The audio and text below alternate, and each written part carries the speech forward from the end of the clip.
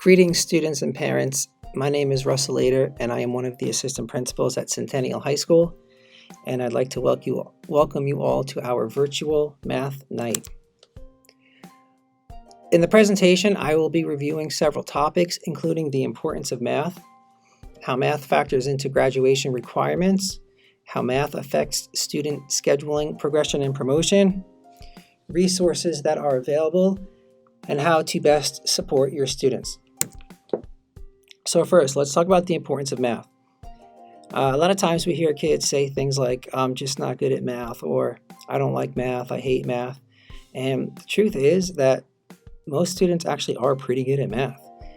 They just need additional time, additional support, and additional practice. And once they have those components, they tend to actually be pretty successful in math. A lot of times when students make mistakes, it's not the mathematical mistakes. It's a reading mistake. It's a logic mistake. It's a sloppy work mistake. But it's not misunderstanding the concept in math. Math is really the one subject that transcends everything we do in our lives. A lot of times we'll hear kids say things like, when will I ever use this? Well, a few examples are listed below. Finance, shopping, business, home repair, home renovation, engineering, science, cooking. Okay, all of our recipes contain fractions. Understanding nature, problem solving, logic and reasoning. The truth is, math actually is used every day by all of us. It's everywhere and it's all around us. How math factors into graduation. Okay, so if my previous slide wasn't really convincing enough, maybe this will be. Students, you need math to graduate from high school. So if you want a high school diploma, you need to get 4 credits of math. And your placement in high school is generally based around your math courses. So if you do well in algebra and you do well in geometry, your progression tends to not only lead you down a path with higher math classes, but it tends to open more doors in terms of dual enrollment, abbreviated schedules, additional electives, and so on. Okay, if you're sitting in algebra, you must pass the algebra EOC to graduate from high school. It's non-negotiable. It's from the state. You have to pass the algebra EOC to graduate from high school.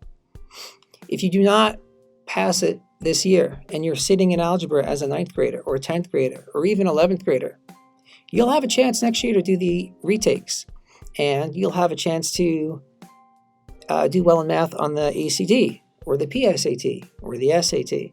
But the truth is, while you're currently sitting in the algebra class, your chances of meeting that requirement are significantly higher this year while you are in that algebra class. You also must pass geometry in order to graduate from high school. The end of course exams for algebra and geometry are worth 30% of your overall grade. That is why when you look at report cards, they're blank for the semester exams and the final exams until scores come in from the state sometime over the summer, because they are 30% of your overall grade. Okay, like I just mentioned, the math tree, which is what we use to place you into classes and courses, really depends on your results in math, specifically algebra and geometry, end of course exams. And to be honest, colleges really like seeing higher math on your transcripts. Centennial High School offers a lot of resources for you as students and for you as parents to help your students be successful. So first, let's start with after-school tutoring. We offer both traditional and virtual sessions, meaning if your students are in school on the days we have tutoring, they can just stay after school. However, if your students are learning at home, we also offer virtual sessions. In order to get into those virtual sessions, all you need to do is message the tutoring teacher using the @teacher's last name, teacher's first name format, and you will be added to that tutoring team, and you will receive your invitation and then the tutoring.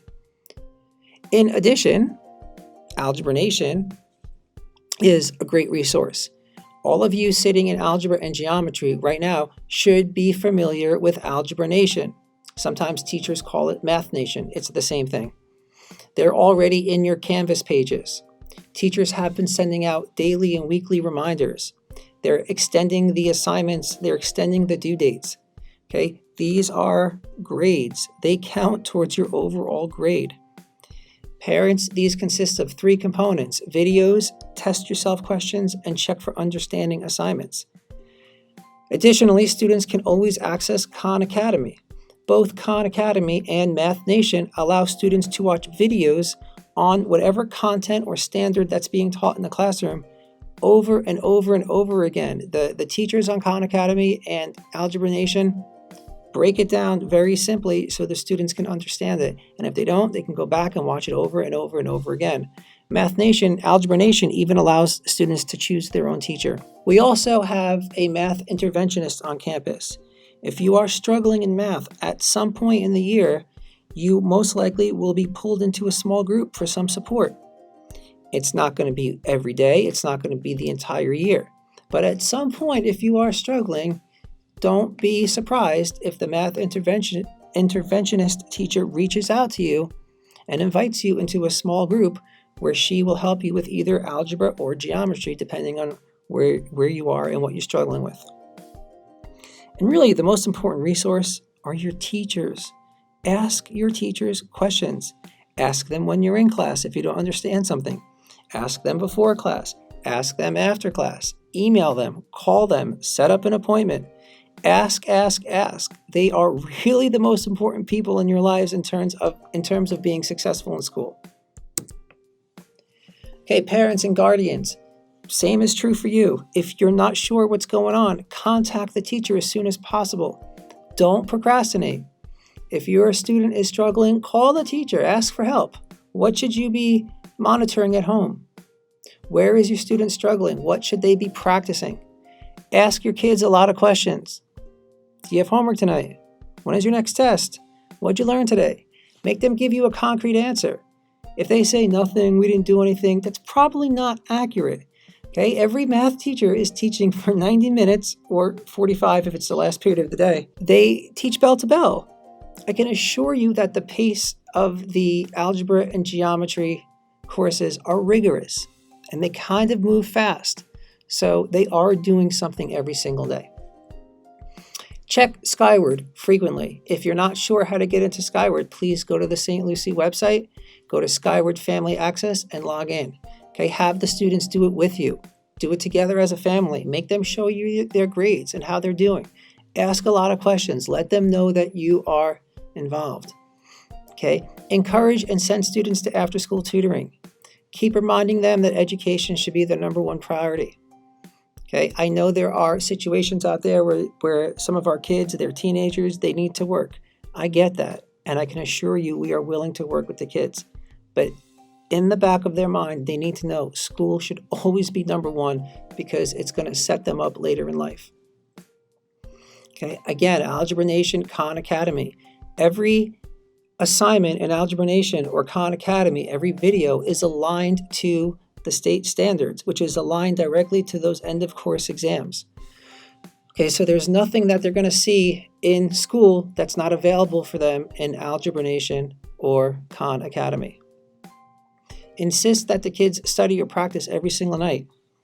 Okay, maybe not on weekends, but Monday through Friday, they should be working 15, 20, 30 minutes a night. Have them practice, have them show you how to solve the problem.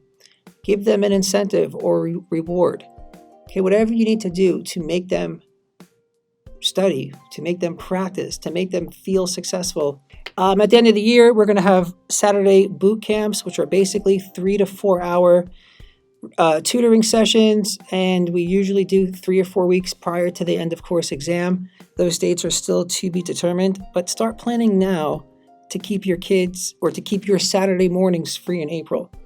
Okay, because most likely it's going to be 3 or all 4 Saturdays in April from 8 to 11, 8 to 12, somewhere in that ballpark, where we're going to be opening the school for remediation for those end of course exams, which, as I already mentioned, are so important.